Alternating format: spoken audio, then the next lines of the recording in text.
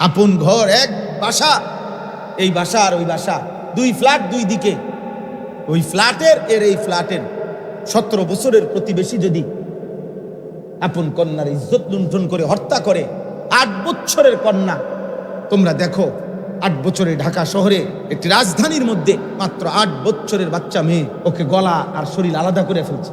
কি নৃশংস যৌন চাহিদা, লজ্জাস্থানের চাহিদা, কি অসভ্যতা, কি পরিমাণ বেড়েছে। তার মানে ওই যে অব্যাহত নারী ছবি, অস্থিরতা, রাতভর উলঙ্গ ছবি দেখা, দিবানিশি মোবাইলে পড়ে থাকা, যার কারণে যৌন চাহিদা হয়ে গেছে কুত্তার মতো, যৌন চাহিদা হয়ে গেছে শুকুরের মতো, যার কারণে যা পাইতেছে সামনে চাচ্ছে যে সব সিরা বিড়ালাইতে। প্রিয় ভাই আমার, একজনই ফেরত।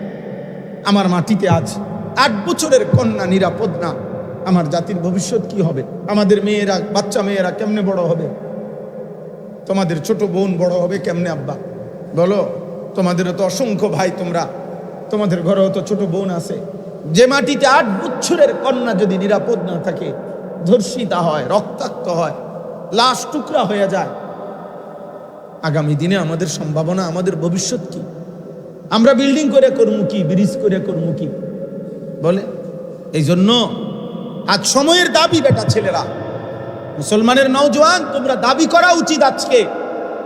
এটা সরকারি দল বিরোধী দলের বিষয় না, এটা বিএনপি জামাত ইসলামের বিষয় না, এটা এই মাটির 18 কোটি মানুষের দাবি হওয়া উচিত যে ধর্ষক, ব্যভিচারী, পরকীয়া আসক্ত এবং ধর্ষকের শাস্তি নগদ কার্যকর হওয়া উচিত। আমাদের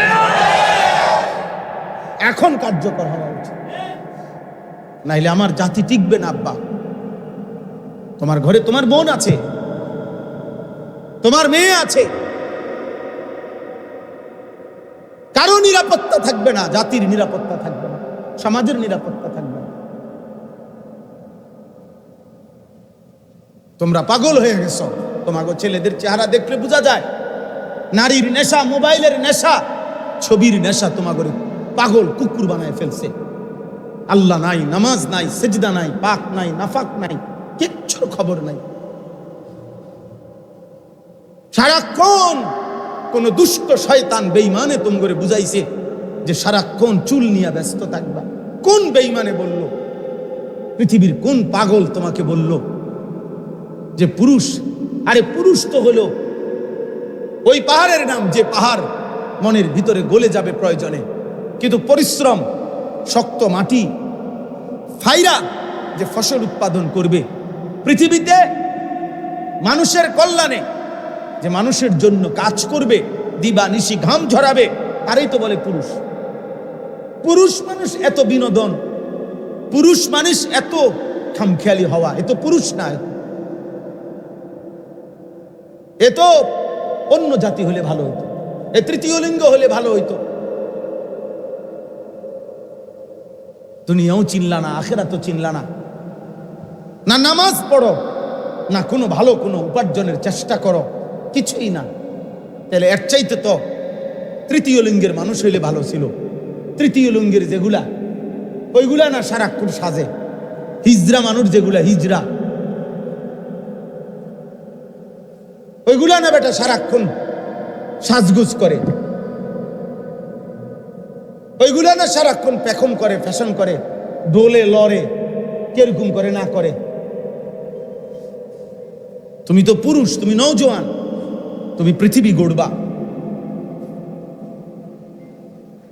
তুমি এই সুন্দর সমাজ গড়বা, মানুষ তোমার কাছ থেকে নিরাপত্তা পাবে, সাহসের কথা শুনবে, অসহায়, অভাবী, দুস্থ, পীড়িত, বিপদগ্রস্ত মানুষ আশ্রয় পাবে। যুবক তার শক্ত হাতে আগলায় রাখবে, মায়ের ইজ্জতের পাহারাদারি করবে, বোনের ইজ্জতের পাহারাদারি করবে। কথা তো ছিল এই। বা 17 বছরের মুসলিম যুবক মোহাম্মদ ইবনে কাসেম এক বোনের ইজ্জতের বদলা নেওয়ার জন্য আরব দেশ থেকে এসে আমাদের এই হিন্দুস্তান, ভারতে প্রথম আক্রমণ করেছিলেন 712 খ্রিস্টাব্দে। সেই হাত ধরেই, ওই 17 বছরের যুবকের হাত ধরেই এই ভারতীয় উপমহাদেশে ইসলাম। বুঝেন নাই? ভারতীয় উপমহাদেশে ইসলাম আজকে এই বাংলাদেশ, ভারত, পাকিস্তানের এই কোটি কোটি মুসলমান, এই দাড়ি টুপি, এই মসজিদ মাদ্রাসা, এই আল্লাহর জিকির বন্দিগির সমস্ত আয়োজন ওই 17 বছরের যুবকের হাত ধরে। সেই উদ্বোধন করছে প্রথম। রাজা দাহিরকে পরাজিত করে সিন্ধুতে ভারতের কালেমার পতাকা উড়াইছে। হ্যাঁ, আমাদের এই বাংলা মুলুকে সর্বপ্রথম এই মুসলমান, আজকে আমরা যারা, আমাদের পূর্বপুরুষদের অবদান, এর মধ্যে উল্লেখযোগ্য ব্যক্তি ছিলেন ইখতিয়ার উদ্দিন মোহাম্মদ বিন বখতিয়ার খিলজি রহমতুল্লাহ আলাইহি। মুসলিম যুবক তিনি, সুদূর আফগান থেকে এসে এই বাংলাদেশে ইসলামের পতাকা উড়াইছেন। আফগান সীমান্ত থেকে আসছেন, এত লম্বা এত পথ দূরত্বের থেকে আসছেন, আর এত দ্রুত গতিতে ঘোড়া চালাইছেন যে উনার কাফেলাই উনারে আর ধরতে পারে নাই। সর্বশেষ উনার সাথে ঘোড়া চালাইয়া 17 জন মাত্র টিকছেন, বাকিগুলো সব পিছনে পড়ে গেছে। রাজা লক্ষণ সেনকে পরাজিত করে তিনি ইসলামের পতাকা এই বঙ্গ মুলুকে উড়াইছেন। আমাদের ইতিহাস আছে, আমাদের ইতিহাস সংগ্রামের, আমাদের ইতিহাস ঐতিহ্যের, সব ছিল আমাদের। কিন্তু তোমরা অল্প অল্প কয়দিন হয়, আরে 20 বছর আগে আমরাও বড় হয়েছি বেটা, 30 বছর আগে আমরাও ছোট ছিলাম। কিন্তু তোমরা এখন এসে এক সাইজের ছেলে পেলে যে পরিমাণ অসভ্যতার নোংরামি করছ, এটা গত 30 বছর আগের যুব সমাজ করে নাই। আমি নাফরমানি একসাথে শুরু করি, একটা মহল্লার একজন আরেকজনকে ডাকাডাকি করে তোমরা গুনাহ করছো। 10 জন 20 জন একসাথে মোটরসাইকেলের প্রতিযোগিতা করছো, 10 জন 20 জন একসাথে মোবাইলের প্রতিযোগিতা করছো। এক বাবা ওই দিন আমারে বললেন, কায়দা দিলেন, দিয়ে বললেন, হুজুর আমার ঘরের টাকা, আমার সন্তান, আমার ঘরের জমানো টাকা, ওনার ঘরে দিনদার মানুষ 2 লক্ষ টাকা চুরি করে নিয়া 2 লাখ টাকার মোবাইল কিনছে, 60টা মোবাইল কিনছে এতে বন্ধু বান্ধব নিয়ে। হ্যাঁ, কসম আল্লাহ, 2 লক্ষ টাকা বাফের চুরি করে 2 লাখ টাকারই মোবাইল কিনা ফেলছে।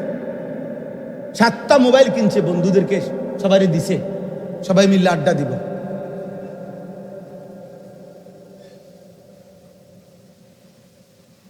দেখতে থাকো ভাই, তোমরা দেখো 8 বছরে ঢাকা শহরে একটি রাজধানীর মধ্যে মাত্র 8 বছরের বাচ্চা মেয়ে, ওকে গলা আর শরীর আলাদা করে ফেলছে। কি নৃশংস যৌন চাহিদা, লজ্জাস্থানের চাহিদা, কি অসভ্যতা, কি পরিমাণ বেড়েছে।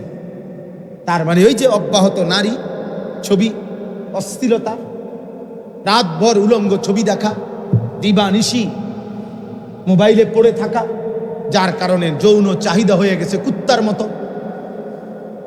যৌন চাহিদা হয়ে গেছে শূকরের মতো, যার কারণে যা পাইতেছে সামনে চাচ্ছে যে সব সিরা বিড়ালাইতে। প্রিয় ভাই আমার, একজনই ফিরো, একজন ছেলে হলো ফিরো। এই সমাজে ঘুরে দাঁড়াও, এই সমাজ বদলে দেওয়ার ফিকির করো, নয়তো আগামী দিনে তোমরা টিকবে না, তোমাদের প্রজন্ম টিকবে না, তোমাদের জেনারেশন টিকবে না, তোমাদের ছোট বোন নিরাপদ থাকবে না,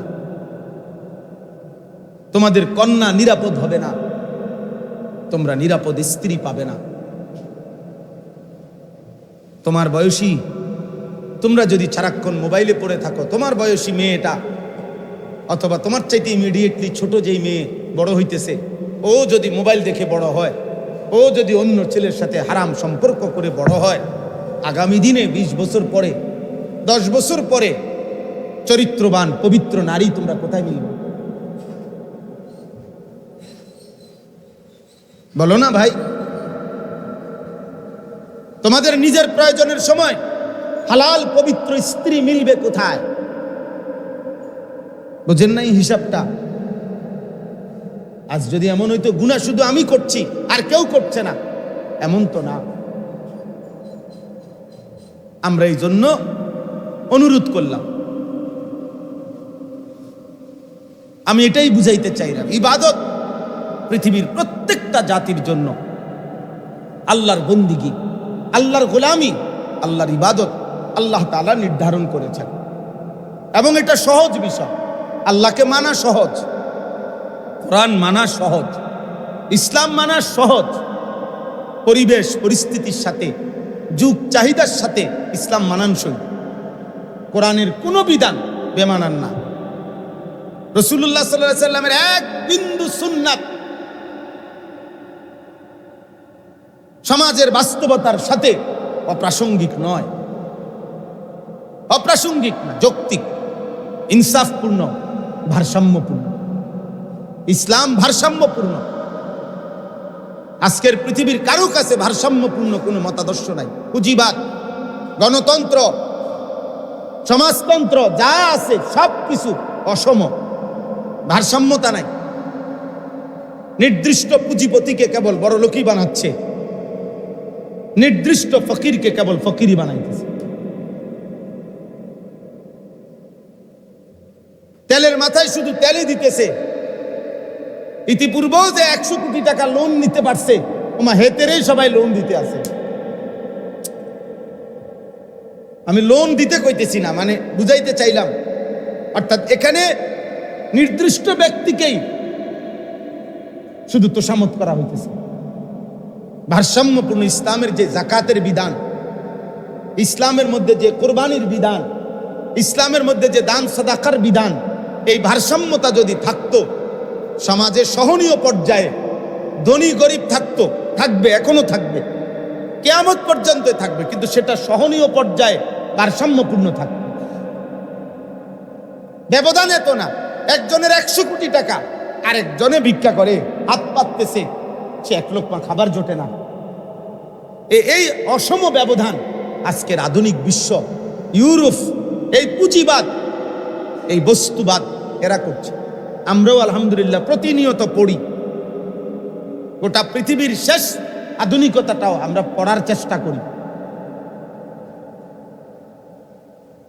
অতএব এটা কোনোদিনও আমাদেরকে ভারসাম্য আনবে না। আমাদের দেশের না, সারা পৃথিবীর এই সংসদীয় এবং চলার পথের এই যত কিছুর আইন, সব ব্রিটিশের আইন, এগুলা ট্রেনের লাইনের মতো। ট্রেনের যে লাইন, ট্রেনের লাইন বোঝে না, ট্রেনের যে রাস্তাটা, এটার নিয়ম কি? ট্রেনের মধ্যে যদি পৃথিবীর সবচেয়ে শ্রেষ্ঠ ড্রাইভারও বসে, চালক, যত বড় চালকই বসুক, চালাইতে হবে নির্দিষ্ট এই দুই লাইনটার উপরে। আপনি যত দক্ষই হন, আপনি এটার ডাইন বামে নিতে পারতেন না, তাইলে ট্রেন চলবে না। এই আইন কানুনের জাতা কলে এগুলো এমন সিস্টেম, সবচেয়ে দক্ষ অভিজ্ঞ ব্যক্তিও যদি, সবচেয়ে ইনসাফপূর্ণ ব্যক্তিও যদি ওই মসনদে বসে, ক্ষমতার গদিতে বসে, চাক্কা তো লাইনটা তো হইলো ট্রেনের লাইন, সে এটার ব্যতিক্রম যাইতে পারবে না। সে ব্যতিক্রম যাবে কেন? ব্যতিক্রম একটাই, সব ভেঙে ইসলামকে কায়েম করা। যদি ব্যতিক্রম কিছু করতে হয়, সব ভেঙে দাও, আল্লাহর দ্বীন জিন্দা করো। কোরআনই একমাত্র ব্যতিক্রম, কোরআনই একমাত্র ভারসাম্যপূর্ণ। এই জন্য গোটা পৃথিবীর প্রতিপক্ষ, পৃথিবীর সমস্ত কাফের, বেঈমান, মুশরিক, মুনাফিক, মুরতাদ, নাস্তিকের প্রতিপক্ষকে ইসলাম বলেন না কি? কোরআন। আর কোন ধর্ম আমেরিকার প্রতিপক্ষ নয়,